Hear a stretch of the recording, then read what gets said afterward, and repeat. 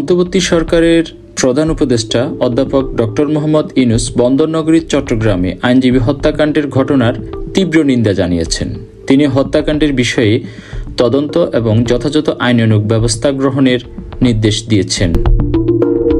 মঙ্গলবার চট্টগ্রামে আইনশৃঙ্খলা রক্ষাকারী বাহিনী ও আইনজীবীদের সঙ্গে বাংলাদেশ সম্মিলিত সনাতন জাগরণ জোটের মুখপাত্র চিন্ময় কৃষ্ণ দাস ব্রহ্মচারীর অনুসারীদের সঙ্গে সংঘর্ষের এক সময় আইনজীবী নিহত হন। নিহত আইনজীবীর নাম সাইফুল ইসলাম ওরফে আলিফ, বয়স ৩৫। তিনি সহকারী সরকারি কৌশলী এপিপি হিসেবে কর্মরত ছিলেন। প্রধান উপদেষ্টা রাতে এক বার্তায় জনগণকে শান্ত থাকার এবং কোনো অপ্রীতিকর কর্মকাণ্ডে অংশ না নেওয়ার আহ্বান জানান।